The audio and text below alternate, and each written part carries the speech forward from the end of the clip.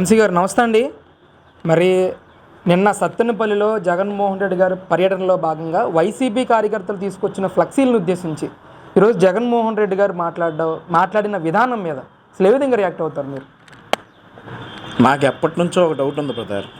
ఏంటంటే వైఎస్ వివేకానంద రెడ్డి 14 మార్చి 2019 దారుణంగా హత్య చేయబడ్డాడు. తర్వాత ఆ డ్రామా అంతా మాకు తెలిసిందే. మనం ఇప్పుడు మళ్ళీ వైఎస్ వివేకానంద రెడ్డి గారి విషయం ఎందుకు తీసుకురావాల్సి వచ్చింది అని అంటే, మీరన్నా ఆలోచించండి. ఒకవేళ వైఎస్ వివేకానంద రెడ్డి గారిని చంపేయదలుచుకుంటే మొగానికి ఒక దిండు అదింపెట్టేసి ఊపిరాడకుండా చంపేయచ్చు. కానీ జగన్మోహన్ రెడ్డి ఆయన బ్యాచ్ వైఎస్ వివేకానంద రెడ్డి గారిని రప్ప రప్ప రప్ప నరికారు. ఎందుకు? నాకు ఇప్పుడు అదే డౌట్. వివేకానంద రెడ్డి గారు ఏమైనా రోడ్ సైడ్ రోమియో కాదు కదా. He's an ex MP.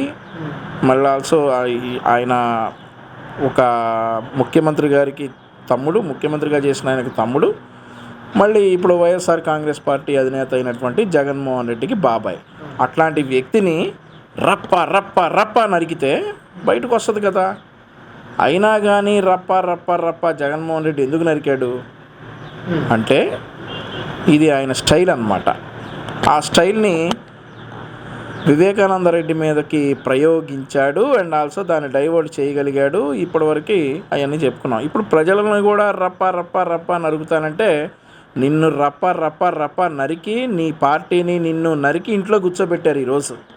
నువ్వు వచ్చి మళ్ళీ రప్ప రప్ప నరుకుతానంటే ఈసారి నేను పులివెందులు ఎమ్మెల్యేని కూడా గెలిపించే పరిస్థితి ఉండదు. ఏదైనా అసలు ఇప్పుడు ఇవాళ కూర్చొని ఏం చెప్తా ఉన్నాడు, మంచిదే కదా అని చెప్తున్నాడా? అసలు రాష్ట్ర ప్రజలందరూ గమనించాలి ఏం జరుగుతుంది రాష్ట్రంలో. ఒక ముఖ్యమంత్రిగా చేసిన వ్యక్తి వాళ్ళ కార్యకర్తలు రప్ప రప్ప నరుకుతామంటే యాజ్ యూజువల్ అదే కుర్చీ అక్క చెల్లెమ్మల ఓట్లు ఏమైనాయో తెలియట్లేదు, రైతుల ఓట్లు ఏమైనాయో తెలియట్లేదు, ఆప్యాయత ఏమైందో తెలియట్లేదు అనేటట్టు అని నీరసంగా మాట్లాడినట్టు అదే కుర్చీలో కూర్చొని మంచిదే అంటాడా? రప్ప రప్ప నరుకుతున్నామంటే ఏం చెప్పదలుచుకున్నాడు? ఈ రప్ప రప్ప నరుకుతామంటే చూస్తూ ఉంటామా? ఈ మాటలన్నీ ప్రజలందరూ కూడా గమనిస్తూ ఉన్నారు.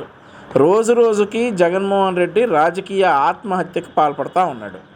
రాజకీయ జీవితానికి అతనే ఆత్మహత్య పాల్పడ్డాడు. సిన్స్ జూన్ 3 నుండి చూసుకుంటే జూన్ 3 తెనాలి పోయి గాంజా బ్యాచ్ని పరామర్శించి వచ్చాడు. గాంజా బ్యాచ్ అని మేము ఎందుకంటా ఉన్నామో మళ్ళీ చెప్తాం. 2022లో ఈరోజు జగన్మోహన్ రెడ్డి ఎవరినైతే పరామర్శించాడో జూన్ 3 వాళ్ళ మీద 2022లో తెనాలి పోలీస్ స్టేషన్లో, అంటే జగన్మోహన్ రెడ్డి గారు ముఖ్యమంత్రిగా ఉన్నప్పుడే వారి మీద గాంజాయి కేసు నమోదయ్యింది. కాబట్టి వాళ్ళు గాంజా బ్యాచ్. వాళ్ళని పరామర్శించడానికి ఈ పెద్ద మనిషి ఎక్కడికి తెనాలి వెళ్ళాడు. తెనాలి వెళ్ళటం ఇతను ఫస్ట్ అంటే చాలా ఉన్నాయి, the best political suicide attempt అది. నాకు తెలిసి సజ్జల రామకృష్ణారెడ్డి ఈ సలహా ఇచ్చి ఉంటాడు. సజ్జల రామకృష్ణారెడ్డి సలహా మేరకు వెళ్ళి ఉంటాడు. ఇది ఆ రోజు జరిగింది. ఇప్పుడు జూన్ 3 ఇతను వెళ్ళి పరామర్శించాడు. 4 వెన్నుపోటు దినం అని చెప్పేసి ఇలా తద్దినం ఒకటి పెట్టుకున్నారు. ఎవడన్నా ఓట్లేసి రిజల్ట్ వచ్చిన రోజు వెన్నుపోటు దినం అంటే ఏంటి? జనాలు వీళ్ళకి వెన్నుపోట్లు పొడిచారనే కదా. ఏదైనా పెట్టుకుంటే జూన్ 12 ముఖ్యమంత్రిగా చంద్రబాబు నాయుడు గారు ప్రమాణ స్వీకారం చేసిన రోజు పెట్టుకుని ఉండాలి. 4 పెట్టుకుని ఆ తద్దినం ఒకటి చేసుకున్నారు వాళ్ళ పార్టీకి. 6 ఇద్దరు మేధావులు, అపర మేధావులు ఇద్దరు కూడా, ఒకడేమో అమరావతి మహిళలను ఉద్దేశించి ఒక మాట అంటే అవునవును నేను చూసా అని చెప్పి మేకప్ వేసుకున్న ఇంకొకడు వచ్చేసి మురిగాడు. ఇద్దరిని లోపలేస్తే అమరావతి మహిళలకి క్షమాపణ చెప్పకపోగా సీనియర్ జర్నలిస్ట్ని లోపలేస్తారా అంటాడు. వీళ్ళ స్టాండర్డ్ ఏంటంటే రోజు రోజుకి దిగజారిపోతున్నటువంటి వైఎస్ఆర్ కాంగ్రెస్ పార్టీ. ఈరోజు పోయారు సత్తెనపల్లి వెళ్ళేసి ఇద్దరు చావుకు కారణమయ్యి అకారణంగా 2 అమాయకులను చంపేసి రప్ప రప్ప నరుకుతాం, చెక్కేస్తామంటే చూస్తా ఊరుకుంటారా? ఇంకా అవన్నీ మేము చెప్పం, చేసి చూపిస్తాం. అంటే జగన్మోహన్ రెడ్డి గారు మాట్లాడుతున్నారు, ఇది సినిమాలో డైలాగులు. సినిమా డైలాగులు కూడా కార్యకర్తలు చూపించుకునే స్వేచ్ఛ లేదా రాష్ట్రంలో? మనం డెమోక్రసీలో ఉన్నామో ఎక్కడున్నామని అడుగుతున్నారు. మరి డెమోక్రసీ గురించి జగన్మోహన్ రెడ్డి మాట్లాడటం ఆంధ్రప్రదేశ్ రాష్ట్ర ప్రజలు వినటం దౌర్భాగ్యం. అసలు డెమోక్రసీ గురించి జగన్మోహన్ రెడ్డి మాట్లాడతాడా? సినిమా డైలాగులా రప్పా రప్పా నరికేస్తాం ఒక్కొక్కరిని. సినిమా డైలాగులు సినిమాల్లో చెప్పుకో, లేదంటే ఇంట్లో ఎక్కడైనా పేల్చుకో. అంతేగాని ప్లకార్డులు పట్టుకొని పబ్లిక్లోకి వచ్చేసి రప్పా రప్పా నరుకుతాం, చెక్కేస్తాం, మేమేందో చూపిస్తామంటే ఏంది ఇది? సినిమా డైలాగులా? నీతో లేదంటే నీ సినిమా డైలాగ్ నీకు అంత సరదాగా ఉంటే నువ్వు ఆ కార్యకర్తలు మాట్లాడుకోండి సినిమా డైలాగులు. జనాల్లోకి వచ్చి ప్లకార్డులు చూపించేది ఏంటి? మళ్ళీ డెమోక్రసీ గురించి పెద్ద మనిషి మాట్లాడుతున్నాడా? ఏది సొంత పార్టీ ఎంపీనే కొట్టినటువంటి పెద్ద మనిషి డెమోక్రసీ గురించి మాట్లాడుతున్నాడా? గోడలు దూకి ఆ రోజుల్లో అరెస్టులు చేయించినటువంటి పెద్ద మనిషి, ఏ కారణాలు లేకుండా కనీసం నోటీసులు లేకుండా అరెస్ట్ చేయించినటువంటి ఈ పెద్ద మనిషి ఈరోజు డెమోక్రసీకి ఈరోజు గుర్తొచ్చిందా? నాశనం చేసిన రోజులు ఏమైంది?